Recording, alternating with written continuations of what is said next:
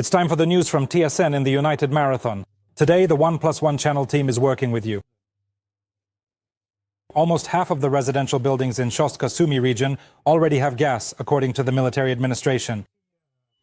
Gas connections are ongoing. Let me remind you, over the past few days, the enemy has been striking critical infrastructure. Due to damage to the gas distribution station, water supply and energy facilities, thousands of residents of the city and district were left without electricity, water and gas. And on Sunday, the enemy struck the railway station and trains, resulting in 1 person killed and 8 passengers hospitalized. Currently, institutions in Shostka are operating on generators, water is supplied according to a schedule, and bread is being delivered from Sumy and Kyiv. The community has organized free meals for children and set up more than 100 resilience points. Some railway services and routes have been changed according to the security situation. Emergency gas and power crews are working around the clock. Specialists from other regions have also been involved in eliminating the consequences of the attacks. Due to Russian strikes, there are power outages again in the Chernihiv region. Explosions were heard in the regional center during the day. The Russians are attacking critical infrastructure, and in the morning, an energy facility in the Vishniansky district came under enemy fire. The region is operating on scheduled hourly power outages, and restoration work is being complicated by repeated Russian attacks. Russian terrorists attacked a maternity hospital in Sumy. At the time of the attack, there were 11 newborns, 35 patients, and 120 staff members in the facility. Fortunately, everyone managed to get to the shelter in time. A 60-year-old employee suffered an acute stress reaction. She was given assistance on the spot by an enemy drone. Preliminary reports indicate that it was a Shahed drone that struck the hospital roof. A fire broke out, which rescuers quickly extinguished. The building's roof was damaged and windows were shattered. Volunteers arrived at the scene. They are already patching up the roof to protect the hospital from the rain. The regional military administration showed how the drone deliberately struck the maternity ward. There's a threat of another drone strike. This is hindering the work of the state emergency service, ambulance and police personnel. Please move away from the exits and, if possible, stay in safe places. Mobile shelters will start being installed in Kyiv. The mayor announced this today. They are already in place in Odessa, Kherson and Dnipro. However, there were previously no clear requirements for such shelters at the state level, and their installation and procurement were accompanied by dozens of criminal investigations. Mobile shelters will primarily be installed in places where it is not possible to set up permanent bomb shelters. And there are quite a few such places in the capital, particularly along the routes of surface public transport. In recent years, the capital has allocated over 7 billion hryvnias for the arrangement of bomb shelters. Almost 2,000 shelters have been renovated. At the same time, there are still not enough of them in various districts of the city, especially in areas where the distance to metro stations is great. People are bringing flowers, candles, and children's toys to the ruins of a house in the village of Lapaivka near Lviv. The day before, the Russians turned a home into a pile of bricks and took 4 lives. Among the dead was 10th grader Nastya. She had just turned 15 at the end of August. Her mother and her parents died with her. Her stepfather, he survived. He is in intensive care. In total, 6 people were injured in the region during the massive drone and missile attack. The father of the 15-year-old girl who died, who serves in the armed forces of Ukraine, came from the front as soon as he learned about the tragedy. We were still texting in the evening. She asked how I was. I replied that everything was okay. When you texted, you said you were okay too. And in the morning, such news came. We paid our respects. It's such a pity. The whole family died. The girl was young. She studied at our school. It's such a pity. The noise was terrible. I mean, I've never heard anything louder in my life. And we all survived. I mean, there were still people in the house today. 3 displaced people, my mom and me. And there was also a guest in the house. She endured torture and abuse for the sake of her children. Svetlana Holovan spent 6 years in Russian captivity. On charges of espionage, the occupation authorities in Donetsk arrested the single mother in front of her 2 little daughters and sentenced her to 10 years in prison. Svetlana was only able to be freed this August, and the very first thing the ombudsman did for her was arrange a meeting with her children and a shared vacation. Between games and walks, the family also found time for an honest conversation with a TSN correspondent. Hello, Yupas. She had been waiting for these hugs for 6 years. Anya was 11 and Sofia was 5 when, on an August day 6 years ago, their home in Novozovsk was raided.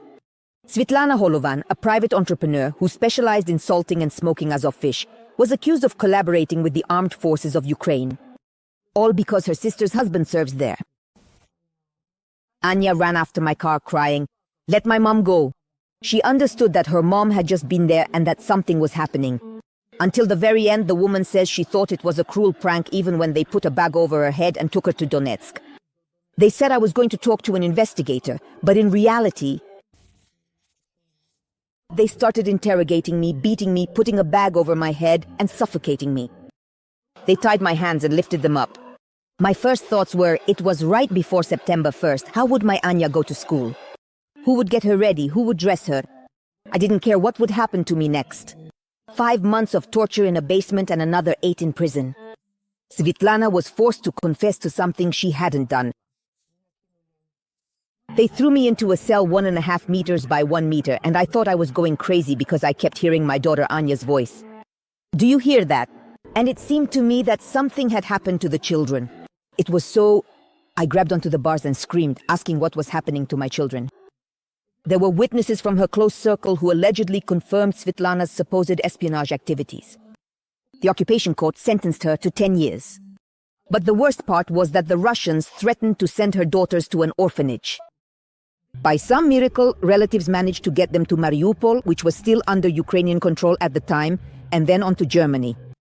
Something had to be done, so Mom made the decision. Mom did everything by herself, everywhere, always. And I tried to become just as strong.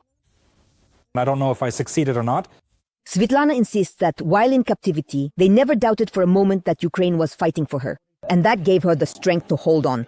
The problem is that the most difficult category to bring back is actually civilian hostages.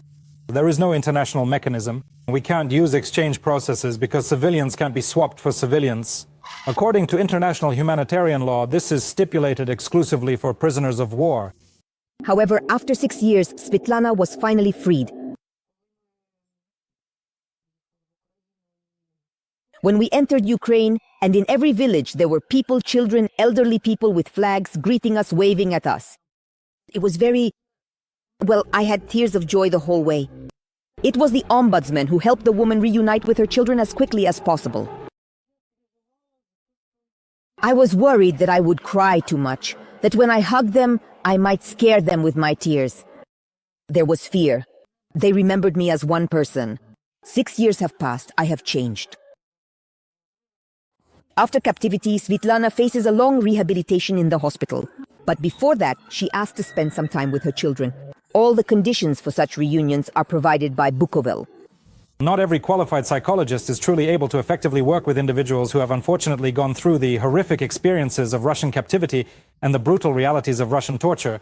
Therefore, knowing that, firstly, the highly dedicated and experienced team working diligently there in Bukovel possesses truly tremendous and invaluable experience, and secondly, knowing the very large number of people who have already successfully undergone comprehensive rehabilitation there and have consistently given overwhelmingly positive feedback, we collectively made the crucial decision, and I'll be completely honest, I personally reached out directly to the senior management of this exceptional facility to ensure everything was in order.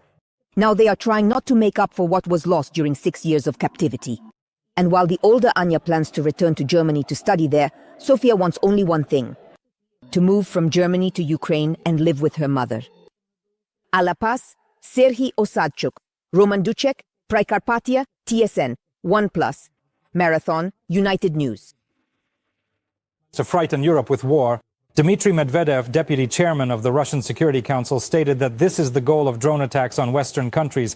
He did not directly admit Moscow's responsibility, but said that the main thing, I quote, is for the short-sighted Europeans to feel for themselves what the threat of war is. Meanwhile, this morning, drone activity caused the suspension of operations at Oslo Airport in Norway.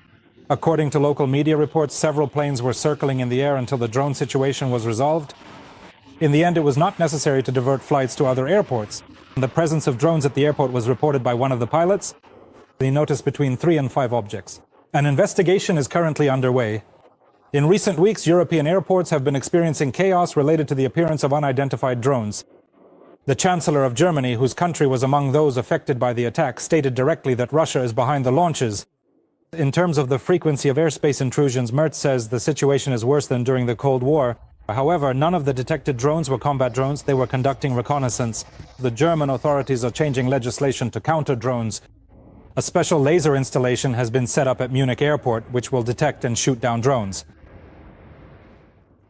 The Netherlands will help Ukraine produce more Ukrainian weapons, including drones. They will assist both financially and through joint production.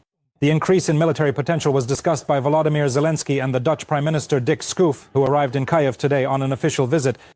F-16 fighter jets and military aid to Ukraine totaling €9 billion have significantly complicated the Russian aggressor's advance on the battlefield.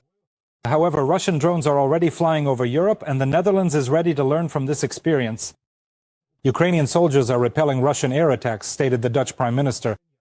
However, Russians must feel the inevitability of punishment for their aggression, which is why Ukraine is increasing attacks on Russian territory not only with long-range drones, stated the Ukrainian president. Volodymyr Zelensky did not disclose details about the use of Ukrainian long-range missiles, including the new ones, Flamingo, but emphasized that Ukrainian weapons could be more effective with proper funding. In recent days, Ukraine has been consistently using exclusively Ukrainian-made products, not just drones, but a variety of domestically produced items. And judging by those significant and impactful hits, I think people can quite easily tell from the numerous fragments and pieces of evidence readily available on various social media platforms where these drones were specifically used and where something entirely other than drones was employed in these operations. And I would like to thank not only the soldiers for this, but also the manufacturers who have taken the necessary steps. We are expecting greater capabilities, but they depend on financial resources. We can clearly see that Russia is not limiting itself to Ukraine and is trying to attack European countries. For now, it's with drones. This is already not just a war of Russia against Ukraine. We have to support each other. Ukraine has provided assistance to the anti-drone program. And your experience and knowledge? They are very valuable. This is too much even for Merkel. In Estonia, the latest statements by the former German Chancellor regarding Russia's war against Ukraine have been criticized. The head of the Parliamentary Committee on Foreign Affairs, Marko Mikkelsen, stated that this is a new and unfortunately very low point for Angela Merkel regarding her accusations against the Baltic states and Poland of provoking Russia's imperial war. The official said that this casts a shadow over Merkel's entire period in office. As Chancellor of Germany, not to mention the Nord Stream issue, Estonian Foreign Minister Margus Tsahkna stated that there is only one reason for Russia's war against Ukraine. It is Moscow's refusal literally to accept the collapse of the Soviet Union and its unrelenting imperial ambitions. The reason for the outrage in Tallinn was Merkel's latest interview with the mountain publication Partisan. The former chancellor stated that Putin's decision to attack Ukraine was allegedly influenced by COVID-19 because there was little communication with the Kremlin leader due to the pandemic. The politician also hinted that the position of Poland and the Baltic countries prevented direct negotiations with the Russian leader. She claimed that at the end of her term, she wanted to create an EU alternative to the Minsk format, but some member states opposed it. Now Merkel believes that, I quote, times have changed, and now we need to see how we can best prepare for peace by demonstrating real deterrence while also supporting Ukraine. $36,000 to be removed from military registration. The police detained an official from one of the state agencies immediately after receiving a bribe. He had promised a conscript to resolve the issue in a certain way so that he would be removed from military registration. Notably, in such cases before, the bribe amounts were 10 times smaller. The civil servant assured the conscript that the money needed to be handed over to an official at one of the capital's recruitment centers. According to the charges brought against the man, he faces up to 10 years in prison, with the additional penalty of being barred from holding certain positions or engaging in certain activities for up to 3 years, along with confiscation of property.